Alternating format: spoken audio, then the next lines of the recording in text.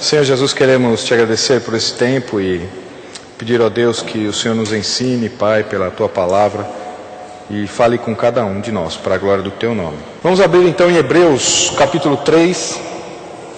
Enquanto vocês estão abrindo para Hebreus, nós vamos recapitular alguns aspectos.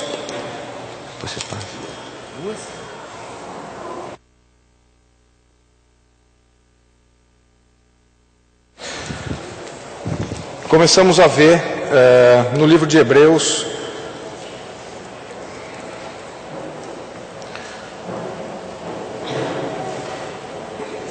aqui algumas recomendações, né, de que qual é o propósito do Antigo Testamento. E nós vimos que o Antigo Testamento ele é uma sombra do verdadeiro, uma sombra do real. E a sombra nada mais é do que ter o objetivo da sombra é projetar o real. E o livro de Hebreus ele vai focar no real, usando sim todas as sombras que Deus utilizou no Antigo Testamento para nos mostrar verdades absolutas. E quem é esse real? O Senhor Jesus. Vimos algumas figuras, algumas sombras, né? Sábado, dízimo, templo e assim por diante. E aí começamos a estudar Hebreus. Hebreus capítulo 1 diz que Deus outrora falava muitas vezes de muitas maneiras aos pais pelos profetas, e hoje nos falou no Filho. Vimos esses textos e o escritor aos Hebreus começa a mostrar a superioridade do Filho em relação a todas essas figuras utilizadas no Antigo Testamento. E quem é o Filho? O escritor aos Hebreus nos apresenta o Filho da metade do versículo 2 em diante, né, com todas as características dele, mostrando que ele é muito superior aos anjos. Ora, se a palavra dita pelos anjos foi cumprida, a dita pelo Filho a será inquestionavelmente. Passamos muito rapidamente, eu não sei quantos de vocês tiveram a oportunidade de verificar no site a apresentação, e meditar um pouco em relação aos anjos, né? Quem são os anjos? Os anjos são mensageiros, ou mensageiros, pessoas que levam uma mensagem, ou seres celestiais que levam uma mensagem. Tem todos os textos que mostram isso. Passamos por isso. A ênfase aqui da palavra falada pelo Filho. O Hebreus capítulo 2 diz, é por esta razão, pela superioridade do Filho, pelo Filho ser quem é, ele diz, apeguemo-nos com mais firmeza e não escaparemos se nós negligenciarmos essa palavra. Os anjos foi uma forma utilizada por Deus, a mensagem trazida pelos anjos foi uma forma utilizada por Deus para mostrar a importância da mensagem trazida pelo Filho. E eu gosto sempre de falar que não foi Jesus aparecer, bom, como é que nós vamos então explicar, vamos pegar uma figura, não, é ao contrário. Pelo fato de que Jesus viria, isso estava arquitetado na eternidade passada, Deus começou a montar a história de acordo com o real. O real não foi montado de acordo com a sombra foi montada de acordo com o real. Porque Jesus viria e teria que demonstrar a veracidade, a forma inquestionável da mensagem. Deus falou, vai ser dessa forma, então eu vou trazer uma sombra deste real no passado, para começar a mostrar quem seria e como seria o real. Nós vamos ver isso hoje ainda. Vimos também uma frase, né, em relação a nos contextualizarmos. O que Deus está dizendo para quem, quando, onde e por quê. Então nessa frase vocês relembram que vimos domingo passado que ela não tem nada de errado. O problema é usarmos essa frase na segunda aliança, na nova aliança. Nova aliança nós vamos ver um pouco mais para frente, primeira e segunda aliança, a diferença. Mas essa frase ela tem que ser lida na primeira aliança. E aí nós vimos que para nós compreendermos as Escrituras, nós temos que saber o que Deus está dizendo para judeu, o que Deus está dizendo para gentil, o que Deus está dizendo para a igreja. Vocês lembram do exemplo? Senão nós vamos pegar Mateus 24 e vamos fazer o que com ele?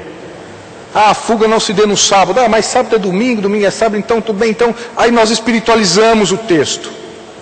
Não, porque Deus está dizendo para o judeu. Né? para a nação de Israel ali. Primeira e segunda aliança. Ou seja, Jesus viveu, a nova aliança só passou, a nova aliança só passou a vigorar a partir da morte do testador. Isso está em Hebreus 7, nós vamos ver também mais para frente, não hoje. 1 Coríntios 9,16 nos mostra isso também. E aí entramos, domingo passado, no descanso. Vamos lá, Hebreus capítulo 3. E hoje, se Deus quiser, nós vamos terminar o capítulo 4. Vamos ler o início do capítulo 5, que aí vai remeter esse texto a Jesus como sacerdote, o sumo sacerdote. Mas nós não vamos olhar os conceitos de sacerdote hoje. Nós vamos entrar no versículo 11 e no capítulo 6, né? E aí vocês estão dizendo, eu quero ver a explicação do capítulo 6, não é? Nós vamos chegar lá, se Deus quiser.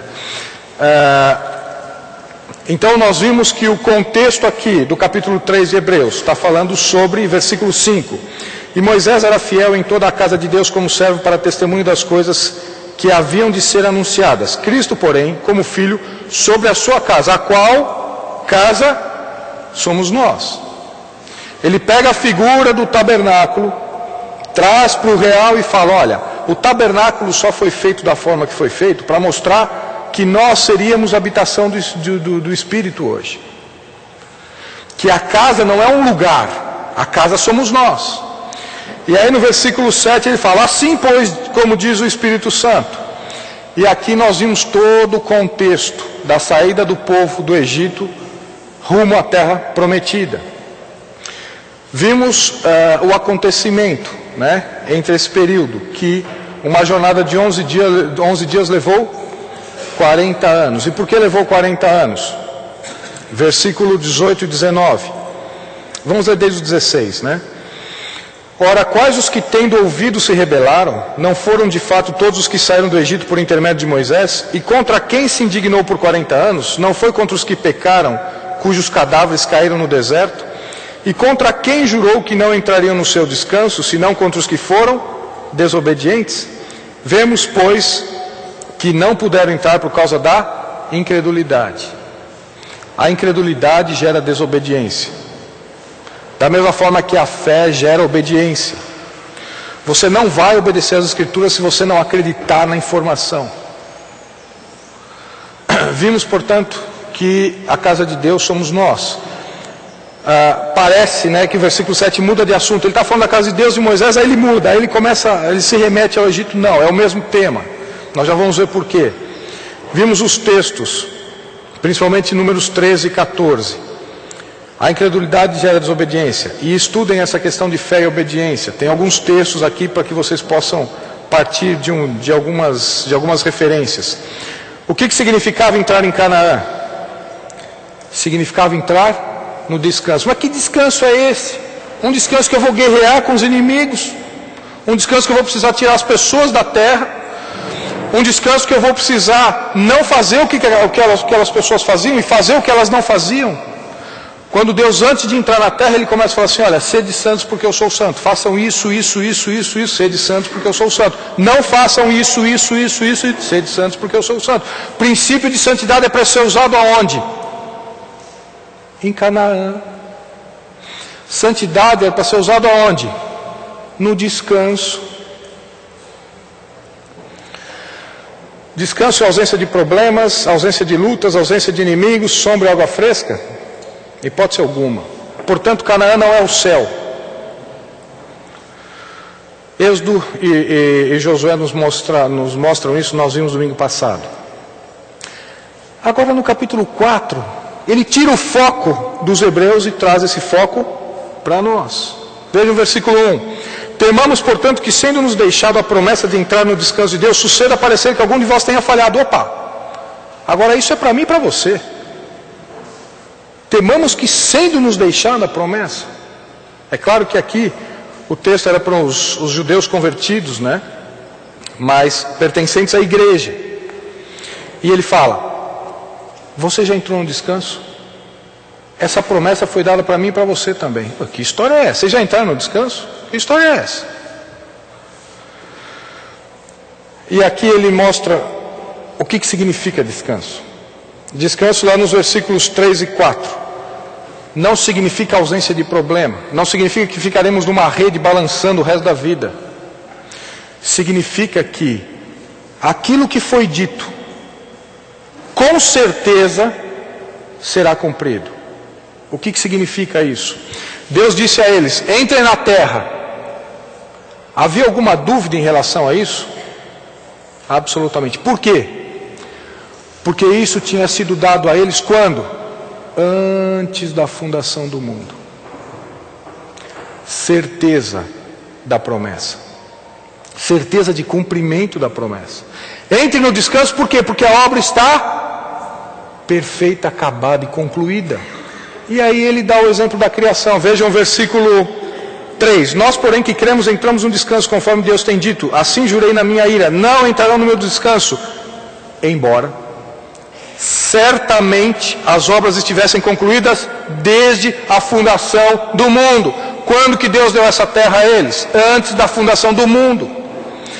Deus não tem plano B. Nós temos que entender isso. Nós temos que aprender isso na nossa vida. Já vamos entrar aqui na questão da salvação também para ver isso. Mas veja o versículo 4. Porque em certo lugar assim disse no tocante ao sétimo dia, e descansou Deus no sétimo dia de todas as obras que fizera. E novamente no mesmo lugar, não entraram no meu descanso. Vocês sabem por que Deus descansou no sétimo dia? Para mostrar para nós hoje o que significa descanso. Para mostrar para nós hoje o que significa uma obra perfeita e acabada.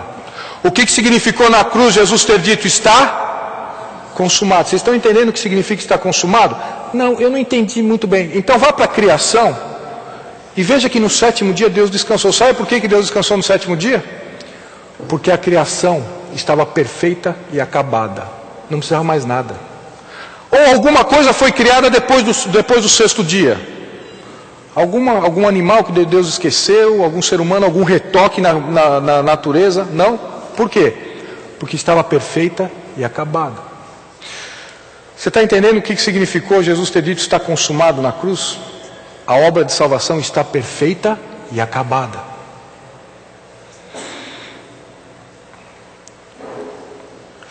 Entrar no descanso, crer no que já está concluído, na obra consumada. Promessa para a igreja está consumado. E aqui tem os dois textos, né? Se cremos pela fé, por que nós estamos querendo andar por obras? Por que agora nós estamos querendo merecer a salvação? E aí entra o conceito de quando nós não merecemos a salvação, nós a perdemos. E Jesus está falando, vocês estão entendendo o conceito do que é consumado? Quando vocês estão falando que vão ganhar a salvação por algo que fizeram, vocês estão querendo dizer o quê? Isso foi consumado. Quantos de nós participamos dessa obra? Ninguém, em nenhum momento. E quantos de nós vamos participar dessa obra para perdermos essa salvação? Já vamos entrar em Hebreus 6 hoje, se Deus permitir. Para os Hebreus, vamos lá para Deuteronômio capítulo 1, versículo 6. Eu estou indo rápido porque todos esses textos nós vimos domingo passado. Deuteronômio capítulo 1, versículos de 6 a 8. O Senhor nosso Deus nos falou em Horebe, dizendo: tempo bastante havíeis estado neste monte, voltai-vos e parti. Ide à região montanhosa dos amorreus e a todos os seus vizinhos, no Arabá e a região montanhosa e a baixada do Neguebe, e a costa marítima, terra dos cananeus, e ao Líbano, até o grande rio Eufrates. Eis aqui a terra que eu pus diante de vós. Entrai e possuí a terra que o Senhor com juramento deu a vossos pais, Abraão, Isaque e a Jacó, a eles e a sua descendência depois deles. A terra é de vocês. O que vocês precisam fazer? Entrem e possuam. A obra está concluída. Quando que Deus deu esta terra a eles? Antes da fundação do mundo. Essa obra já estava completa e acabada. Entre no descanso. Creram na mensagem Josué e Caleb, e aqueles de 20 anos para baixo. Tem uma razão, né? Porque os homens de 20 anos para baixo não iam à guerra. Isso está lá está explicado em Levítico, mas não é o nosso foco. Mas por que só os de 20 anos para cima não entraram, os de 20 anos para baixo? É porque os de 20 anos para baixo não iam à guerra. e não tomaram a decisão de vamos ou não vamos, eles não participaram dessa decisão. Josué e Caleb creram na mensagem, entraram no descanso. Canaã é sombra de vida cristã. Agora que eu consigo entender por que Deus dá princípios de santidade para entrar em Canaã. Porque Canaã é a nossa vida cristã. E aí nós precisamos usar princípios de santidade em Canaã. Aqueles que não creram na mensagem foram incrédulos, palavras aqui ditas por Hebreus, incrédulos, desobedientes, rebeldes, e pereceram no deserto. E para nós? Mensagem, 1 Coríntios capítulo 15, versículo 3. Qual é essa boa nova que nos foi deixada para que possamos depositar fé ou não? 1 Coríntios capítulo 15, versículo 3. E é tão simples quanto isto. Antes de tudo vos entreguei o que também recebi, que Cristo morreu pelos nossos pecados, segundo as Escrituras, e que foi sepultado e ressuscitou ao terceiro dia, segundo as Escrituras, e apareceu a Cefas e depois aos 12. Vocês creem nisso? Esta é a boa nova anunciada. Que Cristo morreu pelos meus e pelos pecados de vocês. Qual é a sua posição em relação a essa boa nova? Você vai crer na informação ou você vai começar a elaborar alguma coisa de que não é bem assim, afinal de contas eu preciso melhorar, afinal de contas eu preciso frequentar alguma igreja, afinal de contas eu preciso fazer isso, afinal... Você crê nessa informação? Quando que essa obra foi concluída de salvação? Lembrem, quando que foi dada a terra para os hebreus? O que diz Hebreus 3?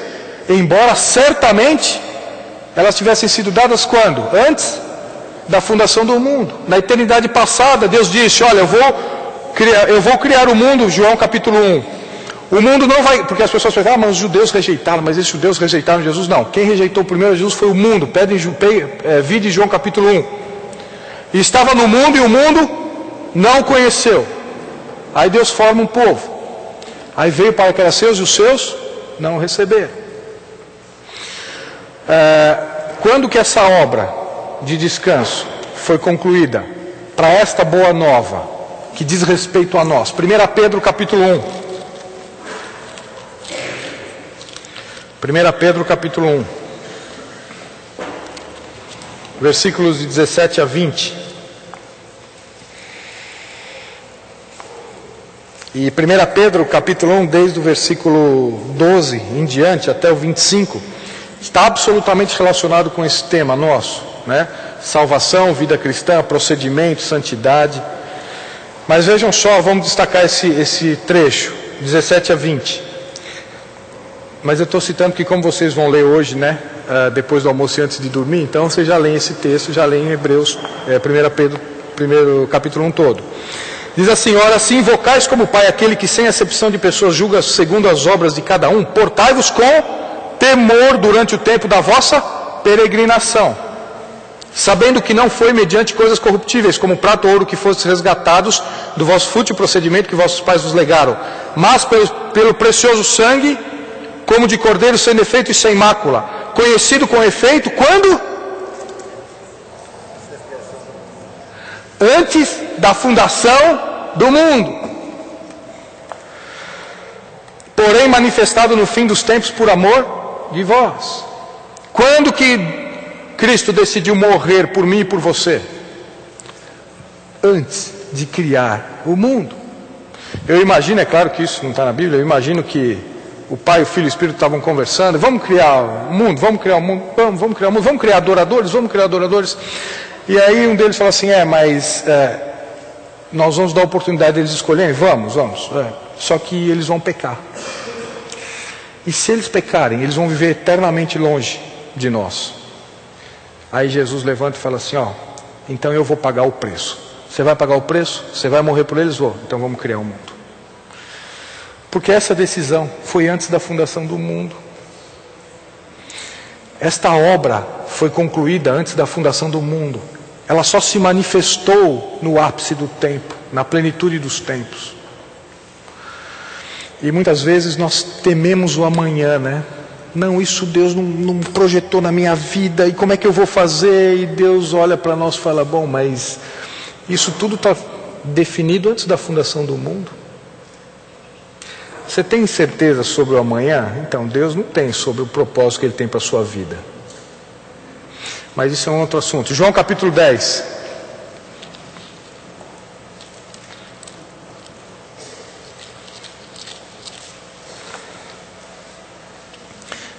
Aqui está dizendo eu e o Pai somos um, mas veja, aqui mostrando principalmente a questão da obra concluída, né? Creram na mensagem, entraram no descanso. Canaã, sombra da vida cristã, princípio da santificação. Está vendo por que Deus usou? Está vendo por que aconteceu o que aconteceu com o povo hebreu no Antigo Testamento?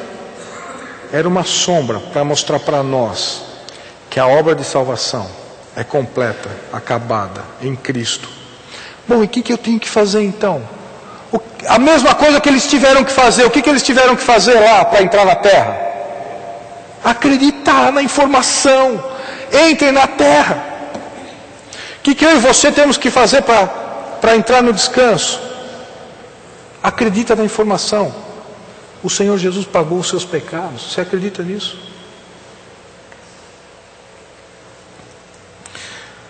Não creram na mensagem, são incrédulos, desobedientes, rebeldes e perecerão. Vocês têm alguma dúvida do que é perecer? Veja o que aconteceu com eles no deserto.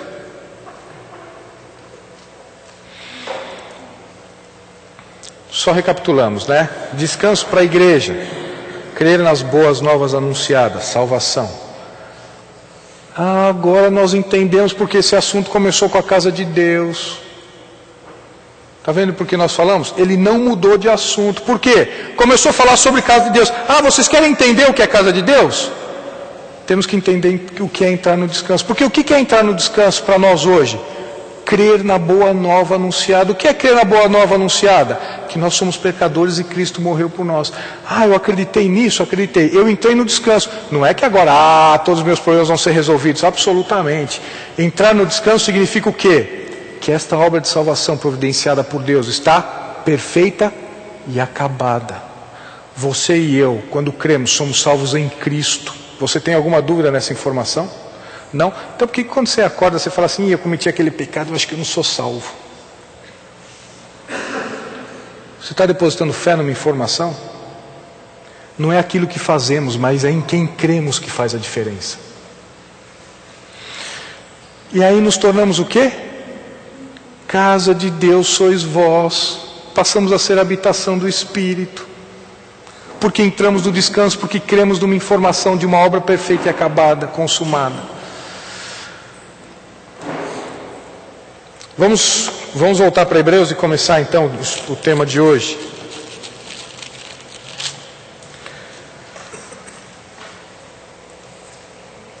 Somos salvos em Cristo, entramos em Canaã. Começou a vida cristã. E agora?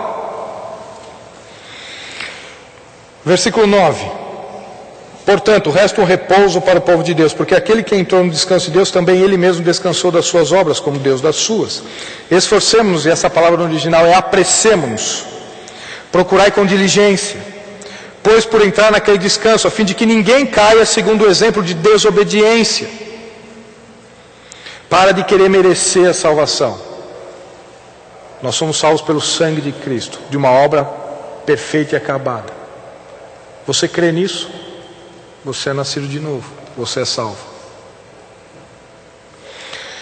Agora no versículo 12, não mudou de assunto não. Versículo 12, porque a palavra de Deus é viva e eficaz, e mais cortante do que qualquer espada de 2 gumes, e penetra até o ponto de dividir alma e espírito, juntas e medulas, e apta para discernir os pensamentos e propósitos do coração. E não há criatura que não seja manifesta na sua presença, pelo contrário, todas as coisas estão descobertas e patentes aos olhos daquele a quem temos de prestar contas. Você entrou na terra, você está vendo os princípios de santificação dados por estatutos perpétuos no Antigo Testamento? Começa a viver, escorreguei. Não observei. Agora, tem coisas que no Antigo Testamento era uma ação. Mas agora tem coisas que só nós sabemos. Só o que está aqui, só o que está aqui. E Deus está dizendo, a palavra vai trazer isso para fora. Começa a ler a palavra que você vai começar a ver quem você é e quem Deus é. E aí, se você tem uma visão parca de Deus e trata Deus como, não que não devamos tratá-lo como pai, mas como aquele amigão sem respeito e sem temor e tremor, como diz que devemos desenvolver a nossa santificação. Se você tem uma visão parca de Deus e pensa que manda em Deus, fala, não, Deus, olha, agora eu quero isso, né? E tem algo a determinar a Deus, você precisa ler e conhecer mais quem Deus é. Porque a partir do momento que nós começamos a ler as Escrituras, nós vamos começar a fazer assim, ó. Mais ou menos o que aconteceu com Jó. Antes eu te conhecia só de ouvir, mas agora os meus olhos te veem. Por quê?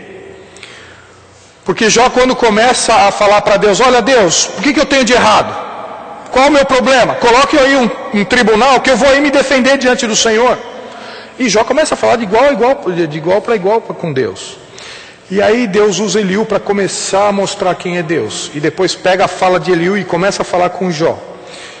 E aí Deus começa a se mostrar para Jó quem ele é.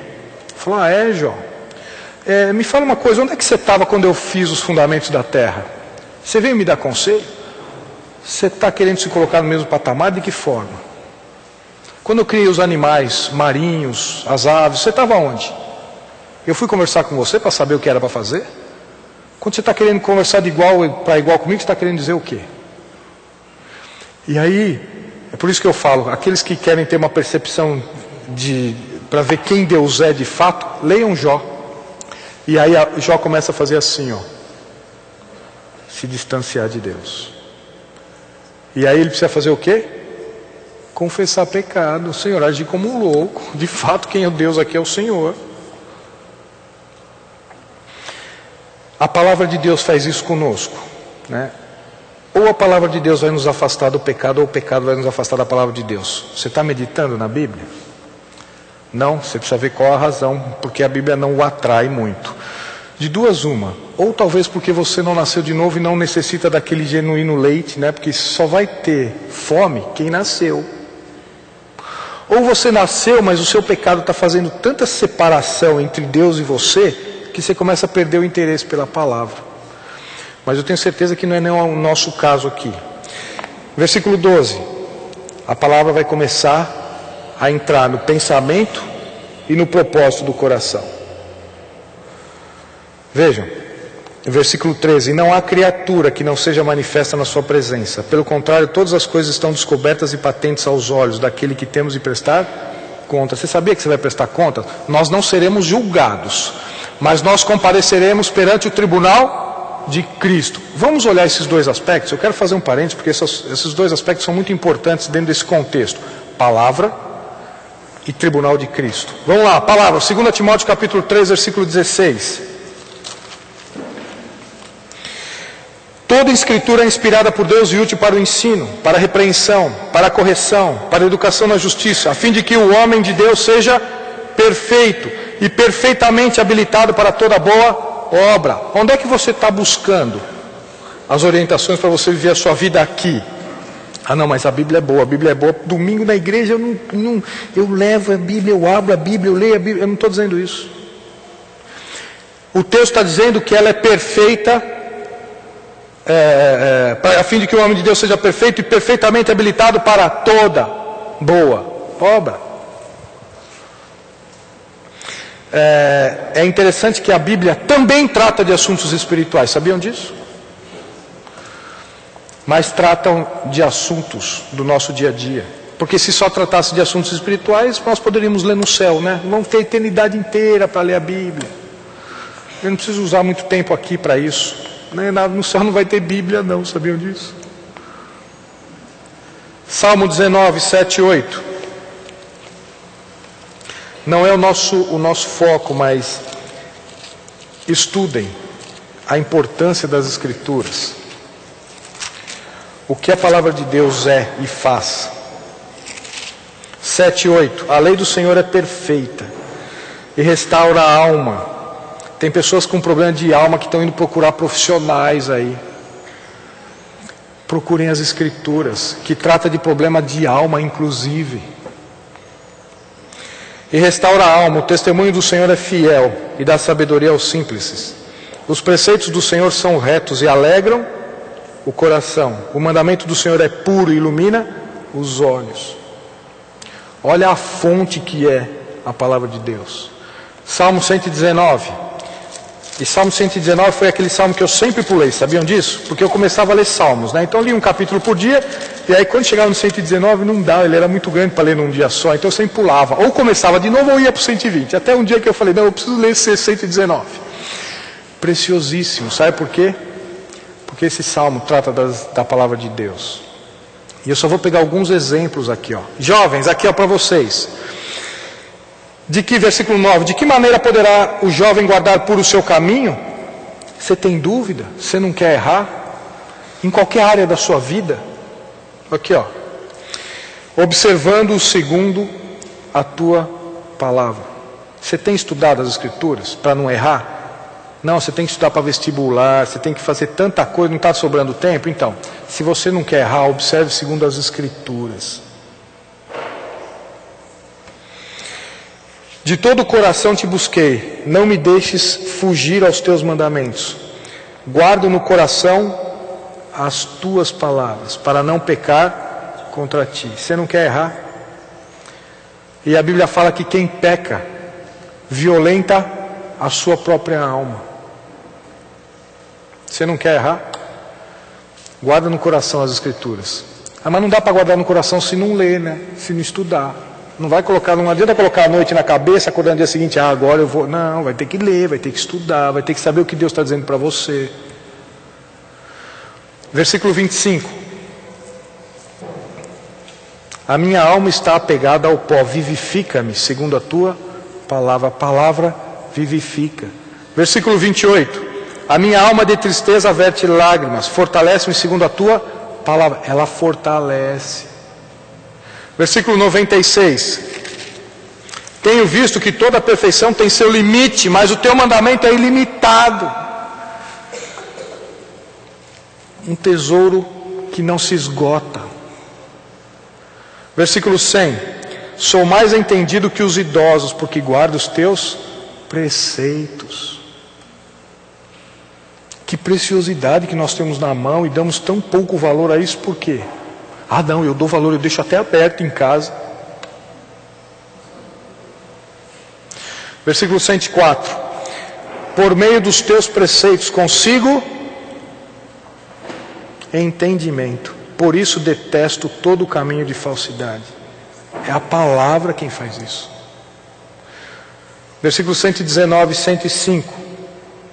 Lâmpada para os meus pés é a tua palavra e luz para os meus caminhos. É interessante que uma vez eu ouvi um exemplo, eu guardei bastante esse versículo, foi o primeiro versículo que eu aprendi na Bíblia. E é como um carro, né? Lâmpada para os meus pés é o farol baixo. E luz para os meus caminhos é o farol alto de um carro. Dá para a gente entender, né? Numa noite escura, com um tempo fechado, sem lua, sem iluminação, o farol de um carro é importante, né? Ou para ver buracos perto, ou para saber o caminho que nós estamos indo, não é? Puxa, se não fosse o farol do carro, nós conseguiríamos dar 2 passos, né? Então, a Bíblia é isso para a nossa vida. Quanto tempo nós estamos gastando com as Escrituras? Pouco tempo, afinal de contas, tem tanta coisa para fazer, é? Porque essa palavra dentro do descanso, que vai fazer o quê? Vai nos mostrar quem nós somos. E aí, mostrando quem nós somos, ele dá um recado dizendo o seguinte, olha... Colocando na sua situação, lembre-se que você vai ter que prestar contas a Deus. Romanos capítulo 14.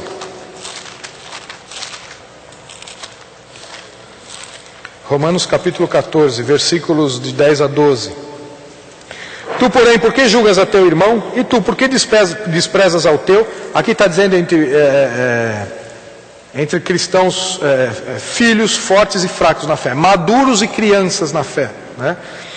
Pois todos compareceremos perante o tribunal de Deus, como está escrito: por minha vida, diz o Senhor, diante de mim se dobrará todo o joelho e toda língua dará louvores a Deus. Assim, pois, cada um de nós dará conta de si mesmo a Deus. Você sabia que você vai ter que prestar conta para Deus? Você sabia que as suas obras serão analisadas diante de Deus? Não para julgamento, quem crê não é julgado, mas para prestarmos contas aquilo que o bem e o mal que tivermos feito através do corpo, já no descanso, já como filhos. Sabiam disso? 2 Coríntios capítulo 5, versículo 10.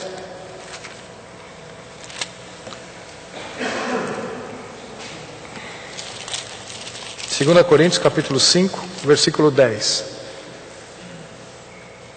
Porque importa que todos nós compareçamos perante o tribunal de Cristo, para que cada um receba segundo o bem ou o mal que tiver feito por meio do corpo.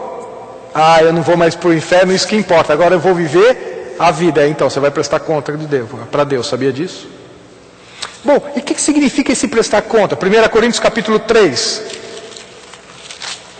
Ah, mas é muito texto para acompanhar, então. Vocês estão anotando tudo, quem não está anotando depois pega a apresentação e vai precisar estudar isso tudo, né? Porque senão vai guardar 3%, deve guardar umas 3 vírgulas daqui a um mês e meio, mais ou menos, né? 1 Coríntios capítulo 3, versículo 11. Porque ninguém pode lançar outro fundamento além do qual foi posto, o qual é Jesus Cristo. Contudo, se alguém edifica sobre o fundamento, opa, não estamos falando de salvação. O fundamento já está lançado. Já estamos edificando sobre o fundamento. Se alguém edifica sobre o fundamento, 6 materiais, em 2 categorias. Olha aqui, ó: ouro, prata, pedras preciosas, madeira, feno e palha. 6 elementos em 2 categorias. Por que 2 categorias? Vamos lá. Manifesta se tornará a obra de cada um, pois o dia demonstrará, porque está sendo revelada pelo fogo. Faz o seguinte: pega ouro, prata, pedra preciosa, coloca fogo. O que acontece com o ouro no fogo? Purifica, faz as impurezas. Agora pega esse fogo, risca e põe em madeira, feno e palha. O que sobra? Todos acertaram. Nada, é isso mesmo. Manifesta se tornará, versículo 13, a obra de cada um, pois o dia demonstrará, porque está sendo revelada pelo fogo. E qual seja a obra de cada um, o próprio fogo o provará. Se permanecer a obra de alguém que sobre o fundamento edificou, esse receberá galardão. Sabia aquilo que fizemos através do corpo depois da salvação, já dentro do descanso, vai ser analisado pelo Senhor Jesus, e nós vamos receber galardões por isso, se a obra permanecer. Ah, e se a obra não permanecer? Versículo 15. E se a obra de alguém se queimar, sofrerá ele dano, mas esse mesmo será salvo. Por isso que não estamos falando de salvação aqui, estamos falando de prêmio, de galardão. Será salvo como que através do fogo. Sabe aquele... Como é que é isso, ser salvo através do fogo? É mais ou menos aquela escola que tem média 5, né? E o aluno tirou 4,90. Ele passou no conselho de classe. Lembram disso? Os professores se reuniram: passa ou não passa? Vamos passar, vamos dar um 10 aí, ponto 10 para ele passar. Como é que é isso? Passou assim, né? E passou. Mas, ó, ele teve até que virar um pouco o corpo assim para poder entrar. É esse daí. Se não permanecer nenhuma obra, se queimar tudo aquilo que nós fizermos, né?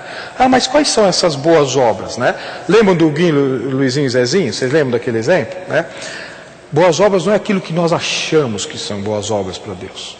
Boas obras são aquelas que Deus preparou de antemão para que andássemos nela, em Efésios 2,10. Quais foram as obras que Deus preparou de antemão para que andássemos nela? Isso é um outro estudo. Ah, mas eu quero saber então. Você vai procura. Depois qualquer coisa a gente conversa, tá bom? Ah, mas eu vou ter que estudar a Bíblia? Vai ter que estudar. Quais são essas obras que você vai ter que fazer que vão permanecer? Ouro, prata e pedras preciosas. Para você ganhar galardão. Ah, mas o que eu vou fazer com o galardão? Eu vou pôr uma coroa lá, vou ficar andando lá, tá vendo? Vai olhar lá, a fulaninha foi ruim, você foi ruim na terra. Olha bem aqui, né? E vamos ficar lá passeando no céu. O que nós vamos fazer com isso? Primeiro, quais são esses galardões? Aqui as boas obras, né? Quais são esses galardões? São 5. Coroa da vida, da glória, da alegria, não corruptível e justiça.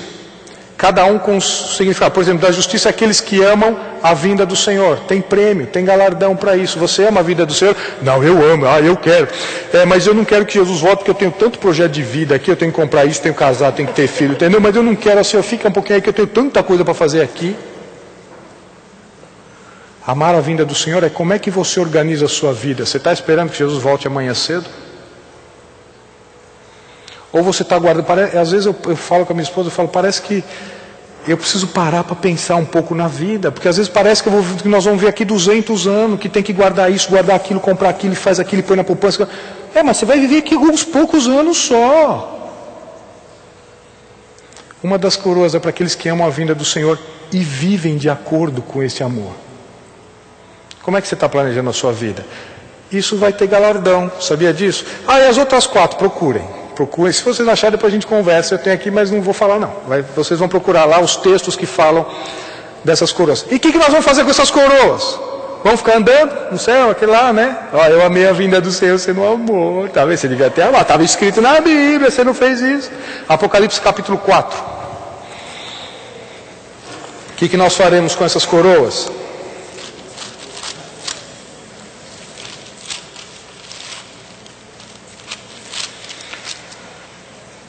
Versículo 10. Os 24 anciãos prostrar-se-ão diante daquele que se encontra sentado no trono. Adorarão ao que vive pelo século dos séculos e depositarão as suas coroas diante do trono, proclamando: Tu és digno, Senhor, e Deus nosso, de receber a glória, a honra e o poder, porque todas as coisas Tu criaste. Sim, por causa da Tua vontade vieram a existir e foram criadas. Você quer adorar o Senhor Jesus na eternidade? Com as coroas que você vai receber? Ou você vai adorar com aquela coroazinha assim, sabe assim, está aqui, ó. Foi o que deu para fazer lá embaixo. Como é que você quer adorar esse Senhor que o salvou da perdição eterna? Isso está relacionado com a sua e com a minha vida aqui. Não, eu vou adorar, vou ficar a eternidade do lado de Jesus, onde Jesus estiver eu vou estar lá junto. Não, adore começando aqui, ó, com a sua vida e com a minha vida. Como é que nós estamos vivendo? Porque são essas atitudes que serão analisadas diante do tribunal. Essa palavrinha no grego é bema, é pódio, né? É a mesma coisa você já viu na São Silvestre, quando eles sobem no pódio? Então, é local, primeiro, segundo, terceiro lugar, não tem? Então, nós vamos estar nesse tribunal, para recebermos, por exemplo, que quem sobe num pódio, né, nesse bema, ele não só para falar: você correu errado, você pulou, você entrou no meio da corrida de São Silvestre, você entrou na rua que não podia. Não. Isso já está analisado. Quem está lá é porque correu de acordo com as regras. Aqui é só para graduar o tamanho do prêmio.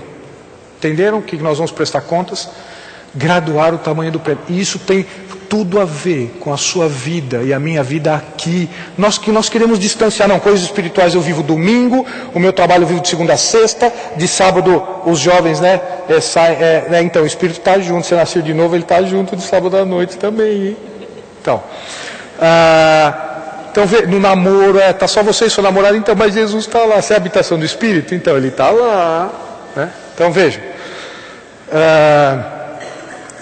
isso tem a ver, está completamente relacionado com como nós vamos adorar o Senhor Jesus na eternidade.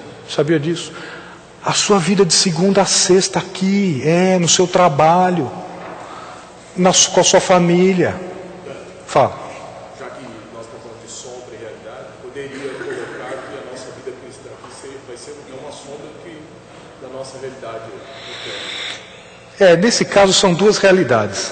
Né? As sombras são figuras daquilo que vai acontecer. Aqui não são. Estou fazendo. Não, ok. Entendeu? Aquela nossa prática que começa agora.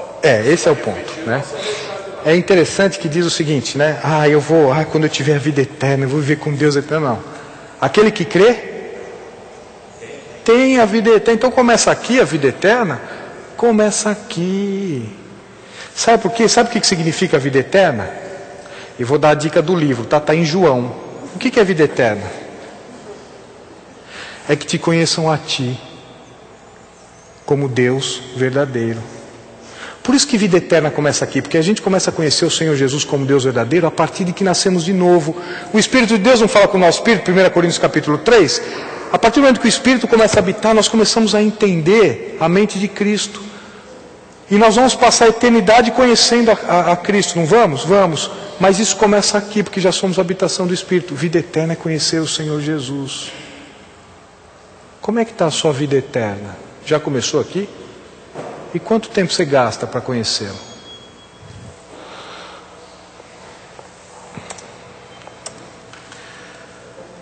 E já vamos para o intervalo, só deixa eu passar essa transferência. O que acontece? Voltando para Hebreus capítulo 3, vamos para o intervalo, senão nós não vamos dormir, já está passando tempo. Vamos lá.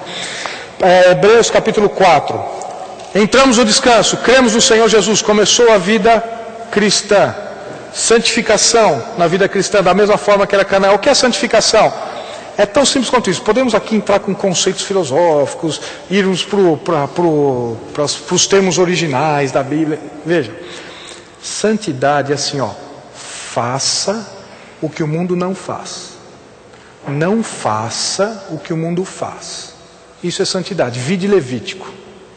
Né? Ah, mas vou ter que ler o livro inteiro? Vai. Então, para entender santidade, vai ter que ler o livro inteiro para entender o que é santificação. Olha, vocês vão passar a entrar na terra. Esse povo, eles comem qualquer animal. Então não, vocês não. Vocês vão ter uma seleção de animais que vocês vão poder se alimentar. Como é que vocês vão tratar? Não façam o que eles fazem. Agora, esse povo que vocês vão possuir a terra, eles não oferecem sacrifício, eles têm vários deuses e tal. Vocês vão oferecer o sacrifício. Para mim, como único Deus, façam o que eles não fazem. Sede santos, porque eu sou santo. E 1 Pedro diz, sede santos em todo o vosso procedimento, que a gente pensa que santidade é um estado, né? Ai, nós somos santos. Eu não estou falando aqui de estado e posição em relação à santificação. Isso é outra coisa. Eu estou dizendo que santificação para nós hoje é procedimento. Sede santos no trabalho que você, na empresa em que você trabalha, ou que você é dono. Seja santo na sua casa como marido. Sabia disso? Ah, como é que você é santo na minha casa como marido? Então, o mundo fala que na família qualquer um manda. É aquela bagunça, o filho manda, a mulher manda, aquela coisa, o pai é que menos manda, é o momiço, né? E tem pai que é assim. Ele firma a posição em casa, sabiam disso? Os filhos vêm, pai, e agora o que eu tenho que fazer? Ele imposta a voz, fala grosso e fala assim, ó, vai falar com a sua mãe. Não, vai falar com você. Mas o mundo não vê assim. Então, sejam santos, porque Deus é santo. Porque para agradar a Deus é dessa forma. Para dar certo é dessa forma.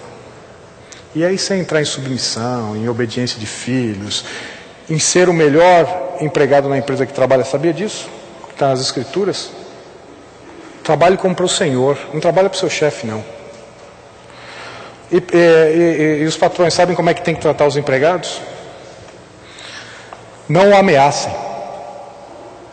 Se fizer de novo, te manda ir embora, eu que tenho que ir a decisão, eu faço isso a hora que eu quiser. Você é um cristão?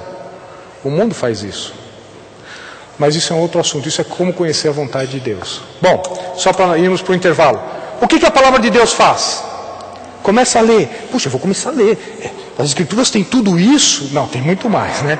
Então, e aí começamos a ler. Isso vai começar a mostrar quem eu sou, quem Deus é, quem eu sou, quem Deus é. E essa diferença vai começar a mostrar os meus pecados, vai começar a trazer para fora, vai dividir juntas e medulas, pensamentos e propósitos, né? Alma e espírito. E eu vou começar a ver quem Deus é. E sabe o que acontece quando eu começo a ver quem Deus é? Eu preciso confessar pecado. É por isso que nós entendemos como Neemias, o que eles fizeram? Eles leram no livro da lei 1/4 parte do dia, lendo. Sabe o que aconteceu? O que eles fizeram na sequência? Confessaram pecado. 1/4 parte do dia confessando pecado. E sabe o que eles fizeram depois? Adoraram.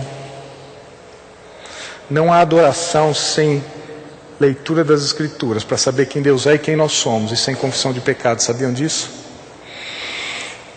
E nessa realidade, bom, eu tenho que prestar conta, eu sou do jeito que eu sou, bom, não vai ter obra nenhuma, Senhor, o que vai acontecer? E Deus, o escritor aos Hebreus nos traz a figura do sumo sacerdote, que nós vamos ver depois do intervalo. Vamos lá? E aqui nós estamos num contexto em que nós entramos no descanso, começamos uma vida cristã com Deus, E essa vida cristã necessariamente faz com que nós tenhamos um confronto com as Escrituras, com a Palavra de Deus.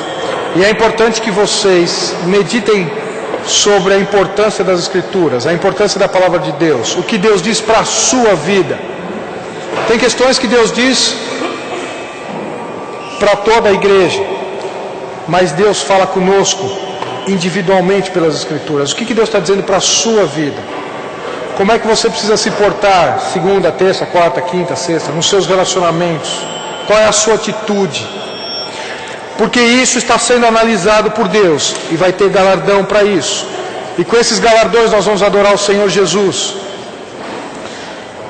Só que isso nos dá também uma outra consequência. Ora, olhando isso, nós vamos precisar fazer o quê? Confessar pecados.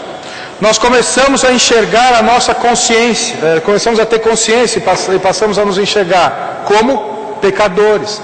E aqui vamos avançar um aspecto mais na questão do descanso. Ora, se você lendo as Escrituras se confronta com as verdades de Deus sobre nós, que somos pecadores, ora, o que vamos fazer então? Estou acabando de ler que não é para fazer isso, ou que é para fazer algo que eu não fiz, estou acabando de ver isso, mas eu errei, eu pequei contra Deus, mesmo porque quem diz que já chegou à perfeição faz Deus mentiroso. Vide 1 João.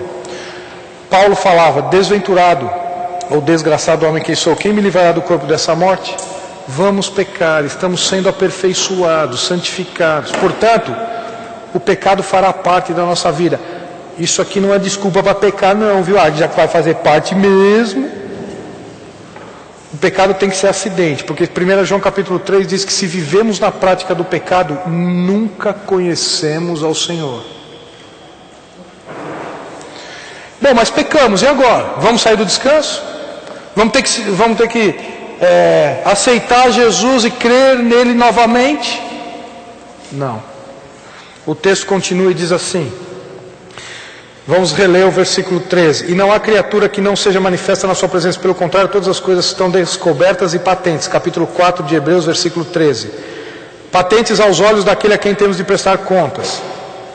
Temos, pois, a Jesus, porque não temos, 14. Temos, pois, a Jesus, o Filho de Deus, como grande sumo sacerdote, que penetrou nos céus. Conservemos firmes a nossa confissão. Que confissão? Aquela que você fez, que você creu para entrar no descanso. Conserve. Não precisa sair do descanso, não. Não precisa ficar se convertendo toda vez que você pecar, não. Permaneça no descanso. Já pensou os hebreus? Eu fiz alguma coisa que não deveria. Então, peraí, eu vou abandonar essa terra e vou voltar para o deserto. Não. Corra para o sumo sacerdote. Porque não temos sumo sacerdote que não possa compadecer-se das nossas fraquezas. Você tem uma dificuldade na sua vida? Jesus sabe muito bem o que significa isso. Não, mas eu fui traído de uma forma... Jesus também. E temos todos os outros aspectos aqui, né? Que não possa compadecer-se das nossas fraquezas. Antes foi ele tentado em todas as coisas. A nossa semelhança. Por que a nossa semelhança? Porque nós pecamos, mas ele nunca pecou. Eu só vou ver um versículo aqui. Quem estiver anotando, anota aí. 1 João 3,5. 1 Pedro 2,22. 2 Coríntios 5,21. Nós não vamos ver agora? Não, depois você vai ler em casa, né? Então vamos ler só 1 João 3,5, é só um exemplo. 1 João 3,5. 1 Pedro 2,22. 2 Coríntios 5,21. Agora nós estamos indo só para 1 João 3,5. Já vamos voltar lá para Hebreus. Versículo 4. Todo aquele que pratica o pecado também transgride a lei, porque o pecado é a transgressão da lei. Sabeis também que ele se manifestou para tirar os pecados, e nele não existe pecado. E essa informação é fundamental. Sabe por quê? Porque se Jesus tivesse um pecado, ele teria morrido por ele mesmo. A alma que pecar, essa morrerá. Sabe por que ele pôde morrer por mim e por você? Porque ele não tinha pecado. Ora, como é que um homem não tem pecado? Só existe uma possibilidade para o homem não ter pecado. Sabe qual que é? Ele sendo Deus. É por isso que quem Jesus é para você faz toda a diferença. Porque se ele foi um filósofo, se ele foi um grande homem, se ele foi um revolucionário, se ele foi qualquer outra coisa que não Deus, nós estamos perdendo tempo aqui. Somente ele sendo Deus, ele não teve pecado. E por ele não ter pecado, ele pôde morrer por mim e por você. Sabia disso? Ah, é por isso que o ladrão da cruz, qual deles? O bom ou o ruim? Não, os dois eram ruins, já vimos isso, né? Então um dos ladrões, o que ele fala? Um deles vira e fala assim, reconhecendo ali, né, que Jesus tinha poder, ele fala assim, você não é o Cristo, né? Então faz o seguinte, por que você não sai daí e tira a gente daqui também? Aí todo mundo vai ver que você é Deus. Então vai lá, quero ver. Assim, né? Ele não estava assim, ele estava assim. Aí o outro foi para o outro lado.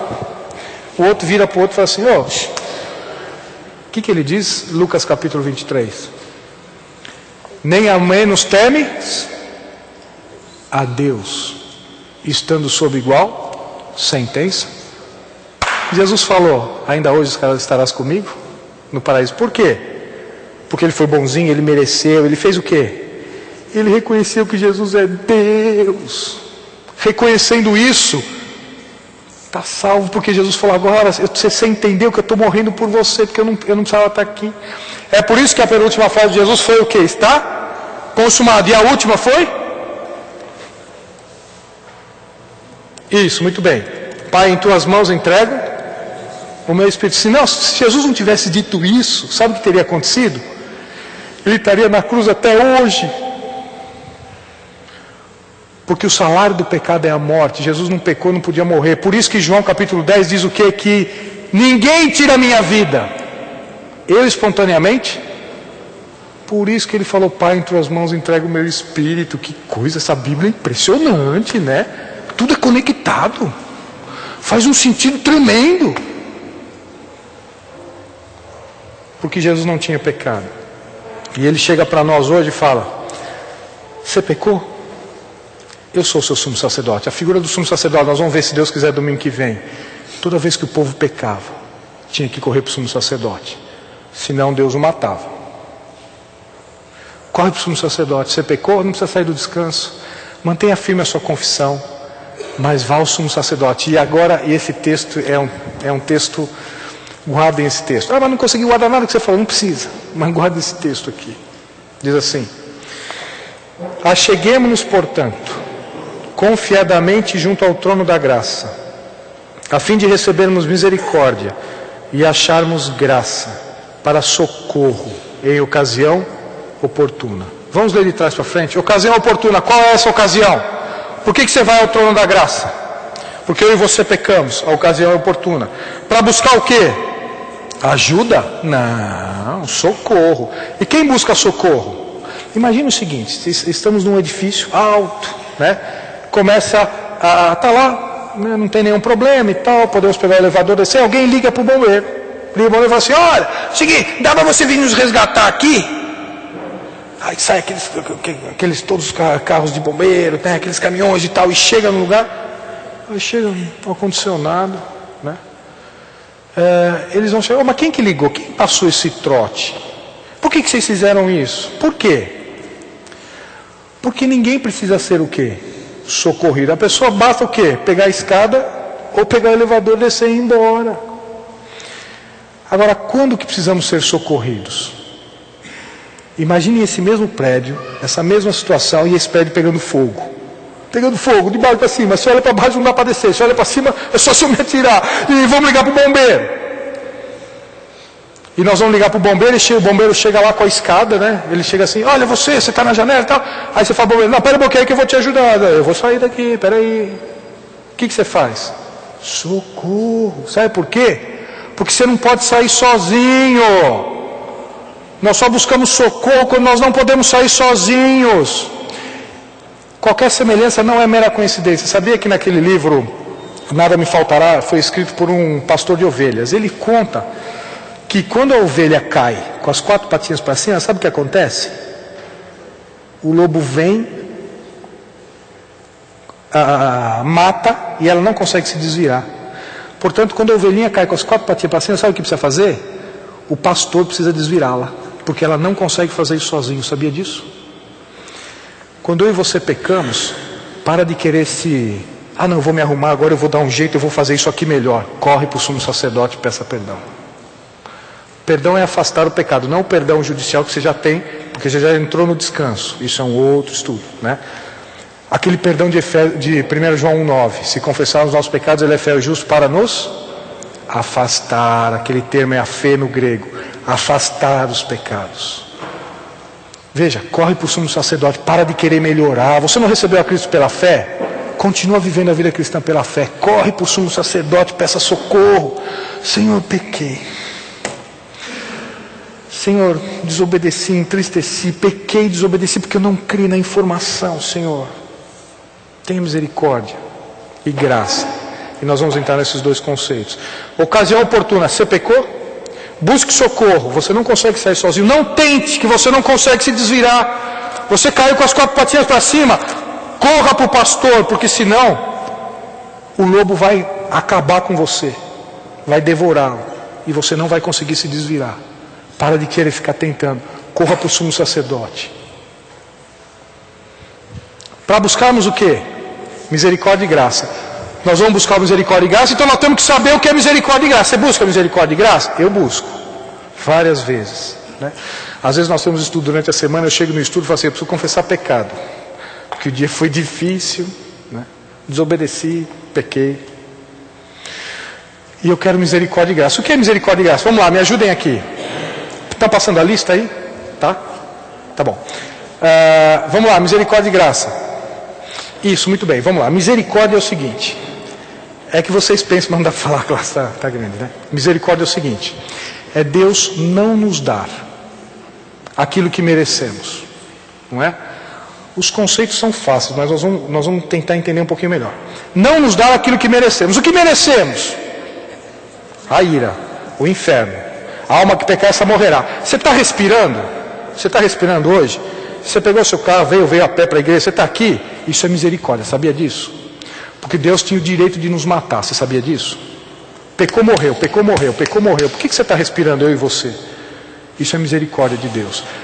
As misericórdias do Senhor são renovadas a cada manhã. E a causa de não sermos consumidos. Você está entendendo o que é misericórdia?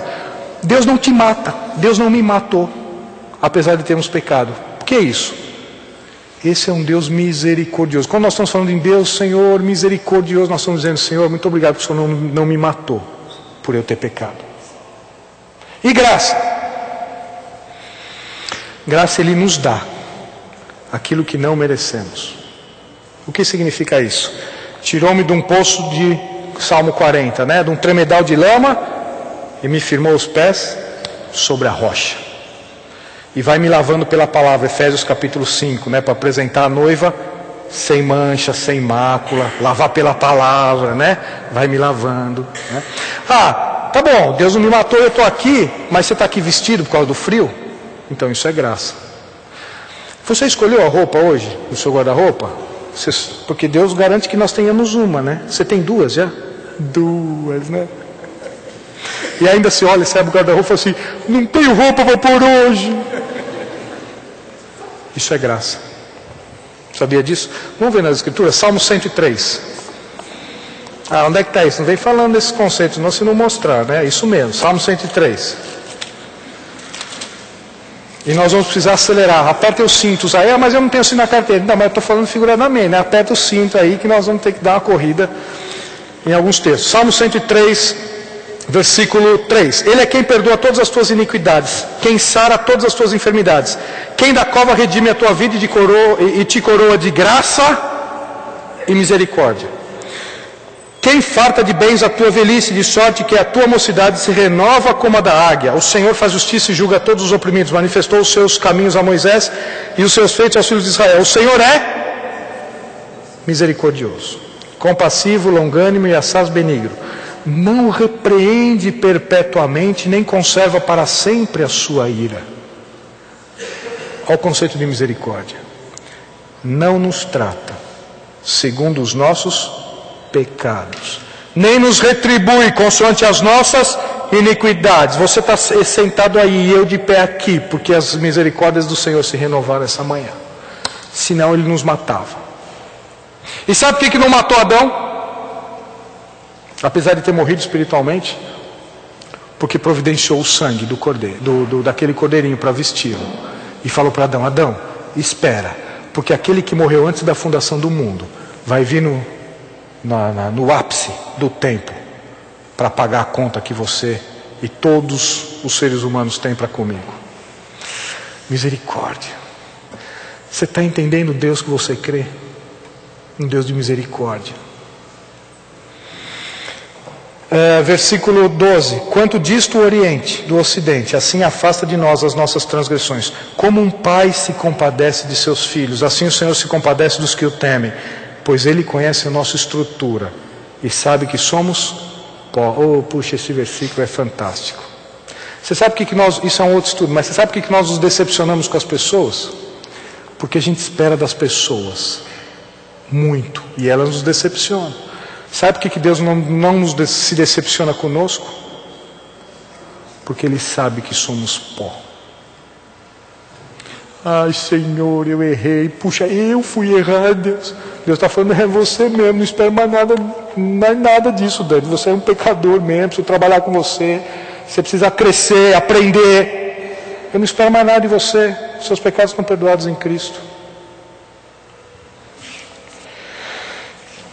Versículo 17. Mas a misericórdia do Senhor é de eternidade e eternidade sobre os que o temem, e a sua justiça sobre os filhos dos filhos, para com os que guardam a sua aliança, e para com os que se lembram dos seus preceitos e os cumprem. Misericórdia. Você pecou? Continua respirando? É porque Deus é misericordioso com você. Não o trata como nós deveríamos ser tratados. Você pecou? Não, mas eu não fiz nada hoje. Pensou? Então tinha que morrer. Ah, pensou, você pensou, né? Então, você está respirando? Então, é misericórdia. E graça. Esse texto mexe muito comigo, é 2 Samuel. É um texto... 2 Samuel capítulo 9.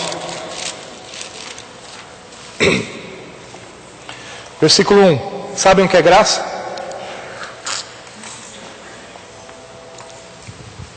É Deus nos dar aquilo que não merecemos. Vocês querem ver um exemplo disso? 2 Samuel 9:1 disse Davi: resta ainda porventura alguém da casa de Saul para que eu use de bondade para com ele, por amor de Jonatas? Tem alguém da casa de Saul ainda? Jonatas era meu amigo e eu quero mostrar para ele o que é bondade. Havia um servo na casa de Saul cujo nome era Ziba. Chamaram-no e que viesse a Davi. Perguntou-lhe ao rei: és tu Ziba? Respondeu: eu mesmo, teu servo. Disse-lhe o rei: não há ainda alguém da casa de Saul para que eu use da bondade de Deus? Você quer saber o que significa Deus ser bondoso? Veja esse exemplo, que Davi fez isso. Para que eu use da bondade de Deus para com ele? Então Ziba respondeu ao rei: ainda há um filho de Jonatas, aleijado de ambos os pés. Davi perguntou alguma coisa? Por que essa referência? Era para dizer: tem um filho sim. Ah, tem sim, rei? É sim, tem sim. Ah, e lembrei. Está difícil lembrar, mas lembrei. Rei, assim, ele é aleijado, viu? Por que essa referência? Vamos ver? E onde está? Perguntou o rei. Ziba lhe respondeu: está na casa de Maquir, filho de Amiel, em Lo-debar. Lo-debar era praticamente um deserto, um lugar árido, não dava para fazer nada. Sabe por quê? Porque o aleijado não servia para nada mesmo. Para que serve o aleijado? Para nada. Faz o seguinte: leva ele para Lo-debar, espera morrer aí. Você não serve para nada, você não serve para servir no palácio, você não serve para ir para a guerra, você não serve para nada, cara. Você é aleijado dos dois pés. Se alguém quiser saber por que ele ficou aleijado, é 2 Samuel 4,4, mas não vamos ver agora não. Então mandou o rei Davi trazê-lo de Lodebar, da casa de Maquir, filho de Amiel. Vindo quem? Mefibosete. Cuidado, tem pessoas que falam assim, eu vou abrir a Bíblia para dar o nome para o meu filho, abrir, se cair nesses textos vai chamar Mefibosetezinho. Cuidado, hein? Vindo Mefibosete, filho de Jonatas, filho de Saul, a Davi, inclinou-se, prostrando-se o rosto em terra. Disse-lhe Davi, Mefibosete. Ele disse, eis aqui teu servo. Então lhe disse Davi, não temas, porque usarei de bondade para contigo, por amor de Jonatas, teu pai. E te restituirei todas as terras de Saul, teu pai, e tu comerás pão sempre à minha casa. Então se inclinou e disse, quem é teu servo, para teres olhado para um cão morto, tal como eu? Rei, majestade, o que fez o Senhor olhar para mim em Lodebar, que não sirvo para nada, me assemelha a um cão morto? Por quê?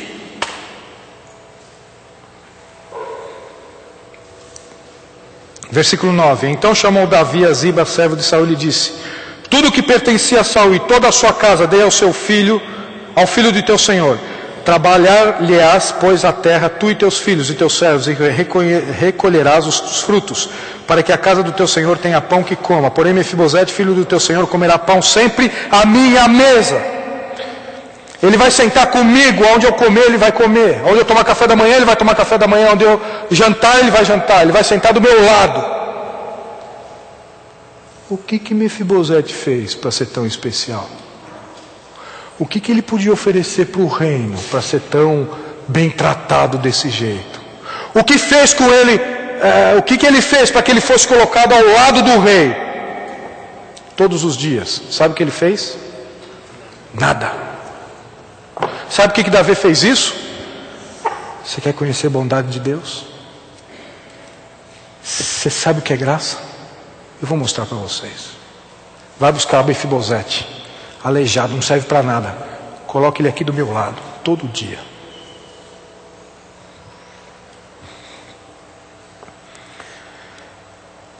Porém, Mefibosete, filho do teu senhor, comerá pão sempre à minha mesa. Tinha Ziba 15 filhos e 20 servos. Disse Ziba ao rei, segundo tudo quanto meu senhor o rei manda ao teu servo, assim o fará. Comeu, pois, Mefibosete a casa de Davi, como um dos filhos do rei. Tinha Mefibosete um filho pequeno, cujo nome era Mica. Todos quantos moravam em casa de Ziba eram servos de Mefibosete. Veja o versículo 13. Morava Mefibosete em Jerusalém, porquanto comia sempre à mesa do rei. Sabe como é que termina o texto? Ele era coxo de ambos os pés. Que impressionante. Não é pelo fato que ele sentou à mesa do rei. Ele passou a trabalhar para o rei e começou a merecer. Olha, eu estou aqui e vocês não estão. Opa, Mefibosete, nunca se esqueça que você continua coxo. Ei, pecador, nunca se esqueça que você vai para o céu por causa do Senhor Jesus. É por isso que o único que vai ter as marcas no céu, sabe quem é? Jesus. Ele chegou para Tomé, depois de ressurreto com o corpo com que ele subiu aos céus, ele falou para Tomé o quê? Coloca a mão aqui, ó. Você está achando que não sou eu? Coloca a mão do meu lado. Coloca a mão aqui. Ué, mas Jesus não está com o corpo ressurreto? E as marcas não desapareceram? Essas não. Sabe por quê? Porque quando nós chegarmos ao céu e estivermos lá diante do Senhor, Ele vai falar assim, ó, lembra, sabe por que você está aqui? Bondade, graça. Eu morri por você. Mas não esqueça que você é coxo de ambos os pés. Sabe o que merecemos? Nada. Ah, mas eu tenho 53 anos de igreja. Ajuda em tudo. Todos os ministérios eu me envolvo. Ajuda o seu braço direito e o pastor ali, ó. Sabe o que merecemos? Nada. O texto não nos deixa nos esquecer que Mefibosete, mesmo sentado na mesa do rei, era coxo de ambos os pés. Portanto, para de querer merecer salvação, para de querer, não, porque agora, Deus, olha, só pode contar comigo, hein? Porque agora, quando eu me converti, eu era um miserável pecador, mas agora continua sendo. Continuamos sendo. O que nos sustenta é misericórdia e graça. Sustentados no sangue do Cordeiro. Quando nós falamos, nós nunca falamos para Deus, né? Deus, questionamos a Deus, jamais, né? Mas você já não falou para Deus? Deus, por que isso está acontecendo comigo? Por que não acontece com aquele irmãozinho lá? Ele nem na igreja vem, não faz nada, né? E isso vai acontecer comigo? Comigo, Senhor, comigo? E Deus vai falar, você também é coxo como ele. Você está falando que você não merece isso? Por quê? Você tem que, ao abrir os olhos, agradecer a misericórdia de Deus, porque você abriu os olhos. E ao você andar e colocar uma roupa, e trabalhar e comer, você tem que agradecer a Deus pela graça que Ele te dá todo dia. Nunca nos esqueçamos disso. Se começamos pela fé, para de querer andar pelas obras, para com isso. Obras é consequência de quem cremos e não a causa. Mas Deus está me usando na igreja. Agradeça a Ele por isso. Mas Deus está me fazendo pregar lá onde eu trabalho. O Senhor está te usando. Misericórdia e graça. Meditem nesse texto de Mefibosete. Socorro em ocasião oportuna. Vamos voltar para Hebreus e nós temos mais 15 minutos. O tempo, eu não sei se é o tempo que corre quando eu estou aqui, eu que falo muito, eu acho que é a segunda alternativa, né? Mas vamos lá. E aí chegamos nesse aspecto. E aqui o escritor aos Hebreus fala, olha, corra para o sumo sacerdote. Eu vou te explicar quem é o sumo sacerdote. E nós não vamos entrar no sumo sacerdote hoje. Nós vamos pular o sumo sacerdote e vamos entrar no versículo 11. Mas vamos ler o texto. Vamos lá. Capítulo 5, versículo 1. Porque todo sumo sacerdote, sendo tomado dentre os homens, é constituído nas coisas concernentes a Deus, a favor dos homens, para oferecer assim dons como sacrifícios pelos pecados. E capaz de condoer-se dos ignorantes e dos que erram, pois também ele mesmo está rodeado de fraquezas. Aqui está falando do sacerdote na primeira aliança. Ele está começando a explicar a sombra para depois falar do real, tá bom? Por que ele trouxe a figura do sumo sacerdote? Porque ele acabou de falar para nós corrermos para ele. Vamos correr para quem? Quem é esse sumo sacerdote? O que ele faz? De que forma ele faz? Ele vai explicar. E capaz de condoer-se dos ignorantes e dos que erram, pois também ele mesmo está rodeado de fraquezas. E por esta razão deve oferecer sacrifício pelos pecados assim do povo como de si mesmo. Ninguém, pois, toma esta honra de si mesmo, senão quando chamado por Deus, como aconteceu com Arão. Assim também Cristo a si mesmo não se glorificou para se tornar sumo sacerdote, mas aquele que lhe disse, tu és meu filho, hoje te gerei. E como em outro lugar também diz, tu és sacerdote para sempre, segundo a ordem de Melquisedeque. Ele, Jesus, nos dias da sua carne, tendo oferecido com forte clamor e lágrimas, orações e súplicas a quem o podia livrar da morte, a quem o podia tirar da morte, né? E tendo sido ouvido por causa da sua piedade, embora sendo filho, aprendeu a obediência pelas coisas que sofreu. E tendo sido aperfeiçoado, se alguém quiser esclarecimento dessa palavra aperfeiçoar, não é tornar perfeito, é se manter perfeito. No original tem essa ideia, mas depois eu posso mostrar para vocês. E tendo sido aperfeiçoado, o Filho, tornou-se o autor da salvação eterna para todos os que lhe obedecem. Obediência e fé. Obedeceu por quê? Porque creu, né? Vamos lá. Tendo sido nomeado por Deus sumo sacerdote segundo a ordem de Melquisedeque. E aqui o escritor aos Hebreus começa a falar. Então eu vou falar para vocês o sacerdote segundo a ordem de Melquisedeque. Aí ele olha, e eu fiz questão de não olhar para cá, porque não é o nosso caso. Ele olhou para quem ele estava falando, e no versículo 11 diz assim, ele deve falar, não, e ele estava empolgado, então sumo sacerdote segundo a ordem de Melquisedeque, ele olha para todo mundo, ele diz, ele faz assim, vocês não estão entendendo nada, né? Um sacerdote segundo a ordem de Melquisedeque tem uma profundidade, e ele diz, a este respeito, temos muitas coisas que dizer, e difíceis de explicar, porquanto vos tendes tornado tardios em ouvir. Pois com efeito, quando devíeis ser mestres, atendendo ao tempo decorrido, tendes novamente necessidade de que alguém vos ensine de novo quais são os princípios elementares dos oráculos de Deus. Assim vos tornastes como necessitados de leite, e não de alimento sólido. Em outras palavras, o escritor aos Hebreus está falando, ô bebezão, você vai tomar mamadeira até quando? Quanto tempo você tem de relacionamento com Deus? Eu tenho, fala, tem imposta a voz, né? Eu tenho 53 anos de vida cristã.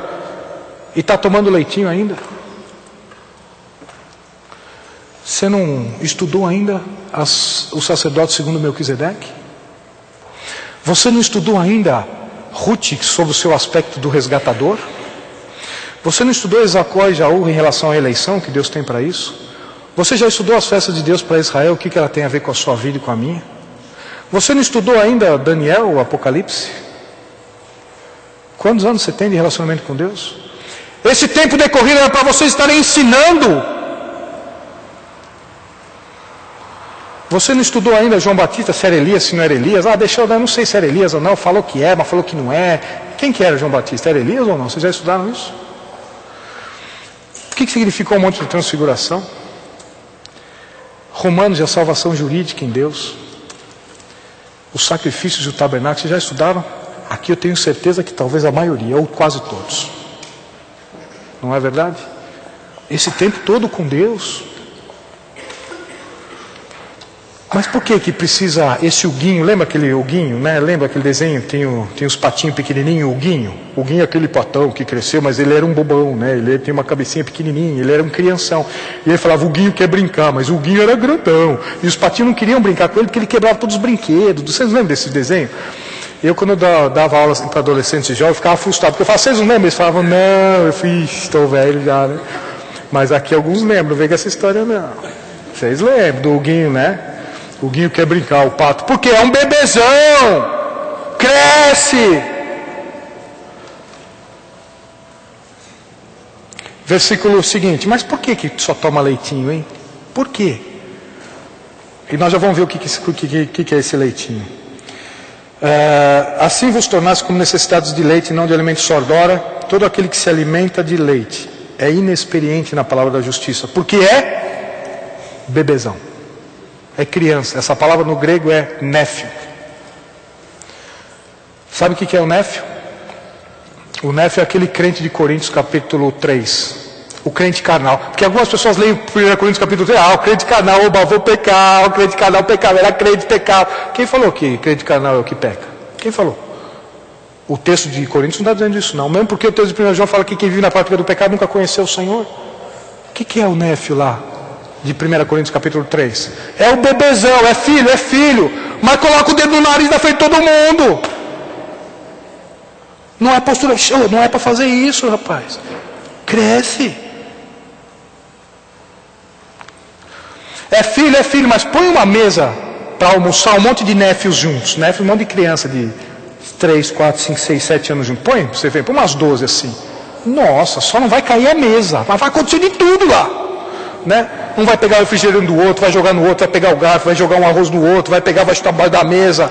É filho, mas é o quê? É criança, é crianção.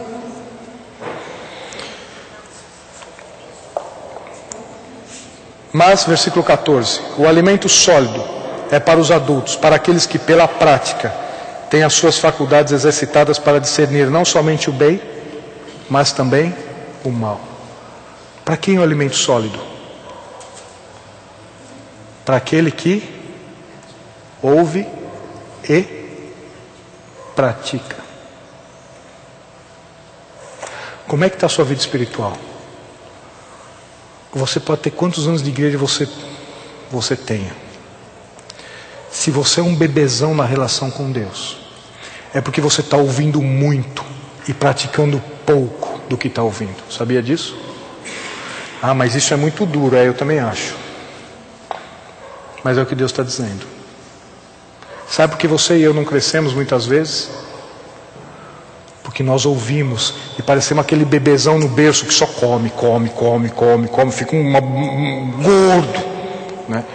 Mas você tem que fazer exercício, vamos praticar o que você está comendo. Não, eu só quero comer. Então, vai ficar tomando leitinho o resto da vida.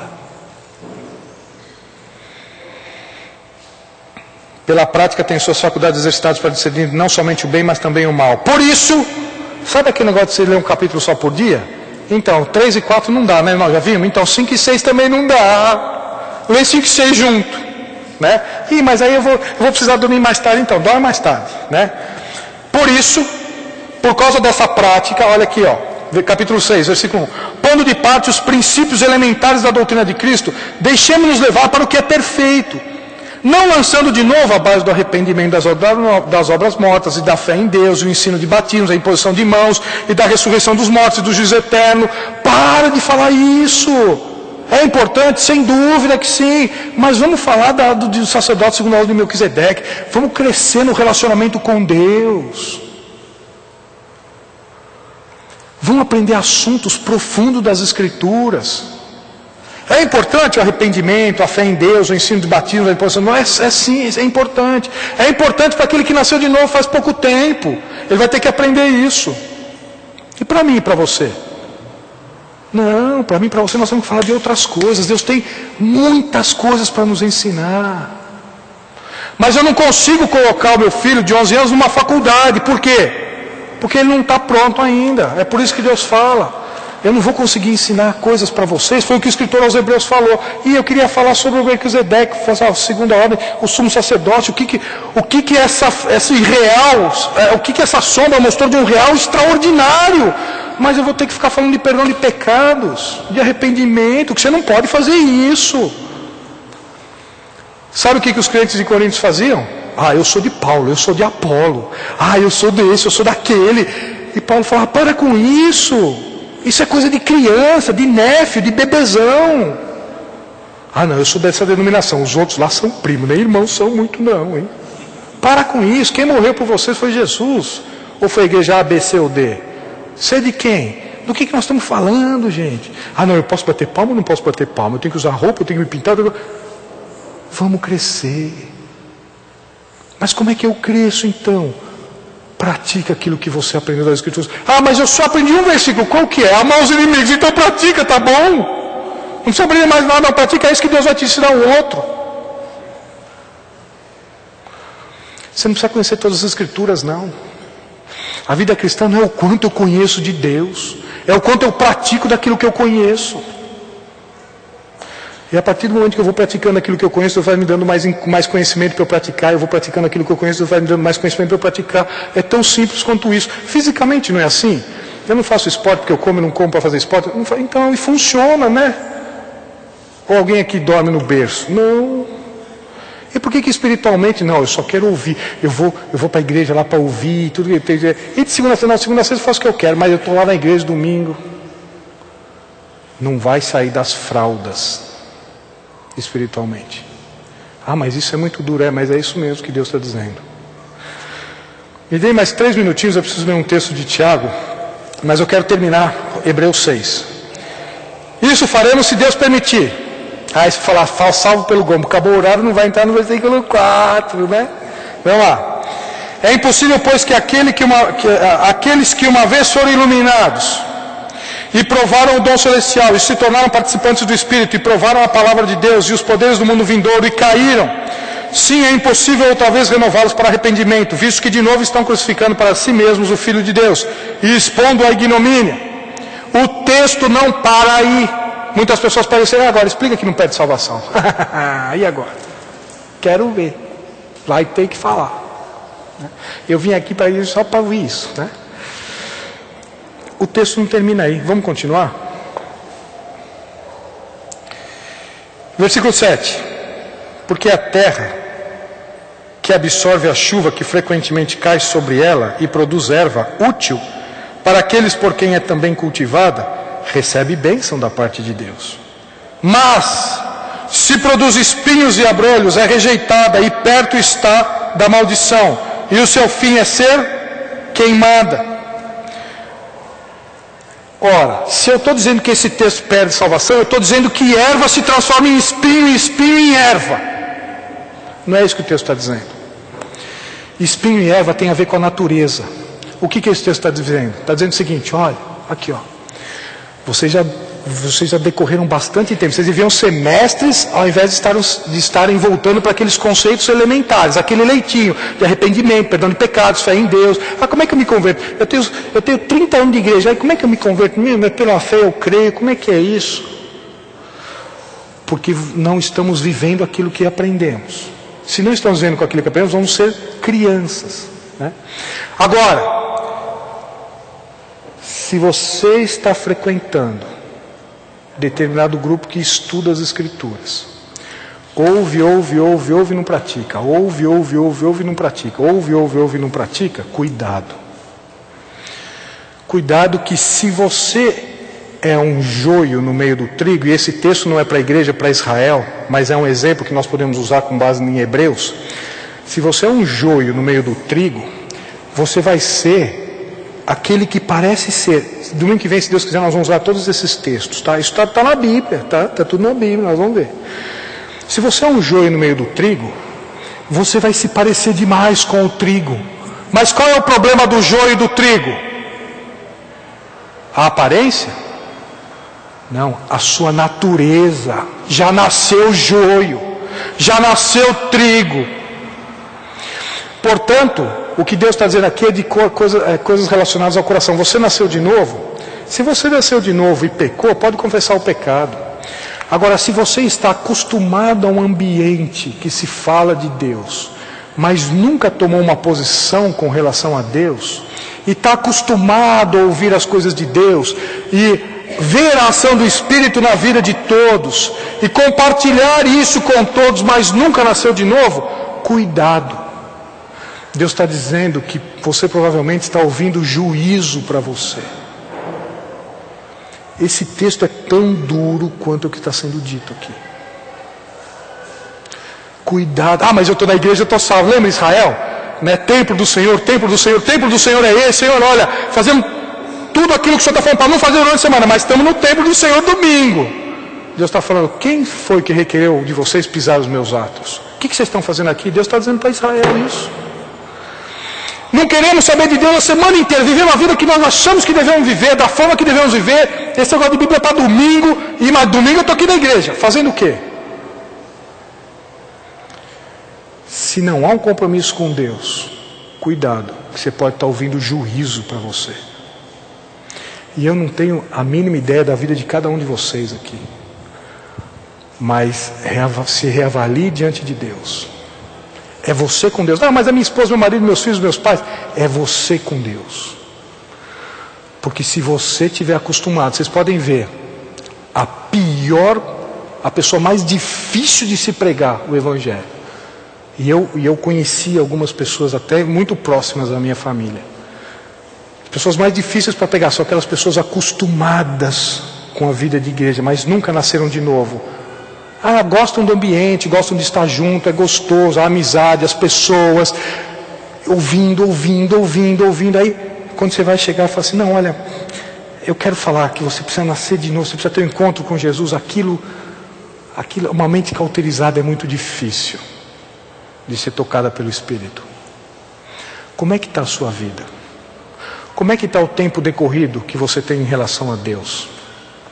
Esse texto de Hebreus é impactante. E eu só quero terminar lendo Tiago. Perdoe-me, já passamos 5 minutos, né? E aí eu começo, se Deus permitir, domingo que vem com Tiago. Você gosta de ser enganado? Dante, mas que pergunta, né? Domingo de manhã fazer uma pergunta dessa, né? É evidente que não. Você gosta de se enganar nos negócios? Não. É assinar um negócio que a pessoa te trapaceou, que ela te enganou, que não era bem aquilo que ela combinou com você. Você gosta? É evidente que não, né? Então, Tiago, capítulo 1.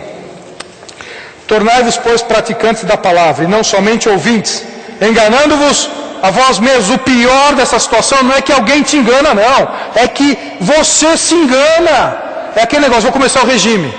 Mas alguém te pediu isso? Não, eu que decidi. Você decidiu, tá bom, vou começar o regime segunda-feira.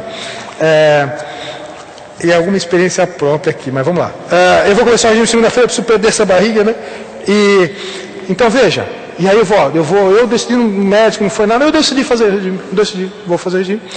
E aí eu chego em casa assim, segunda-feira, decidi, segunda-feira 8 horas da manhã, e aí à noite eu chego em casa, eu olho assim, vejo se minha mulher não está, se meus filhos não estão, eu vou para a cozinha, abro o armário, pego um chocolate, como 2, 3, uma barra, 3 barras, e volto, né, limpo a boca, e às vezes encontro, isso é verdade, está rindo que é verdade. Aí eu falei, aí, tudo bem? Eu fui na cozinha lá, eu estava lá, eu não tinha aqui. Não, mas você não está aqui? Não, eu fui lá dar uma olhada, ver se está tudo organizado. Comi 3 barras de chocolate. Eu estou enganando quem? A mim mesmo. Isso é tão estapafúrdio fazer algo assim. quanto ler as Escrituras e não praticar. Sabiam disso? É tão falta de senso fazer isso, do que ler as Escrituras e não praticar. É melhor não ler. Deixa de lado. Para com isso. Se for para ler e não obedecer o que Deus está dizendo, deixa de lado. Não faz isso não.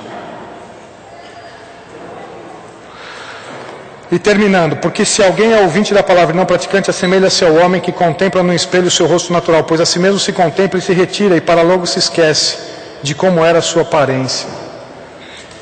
Vocês viram que nós iniciamos aqui, estudando Hebreus, falando dos 3% e dos 97%?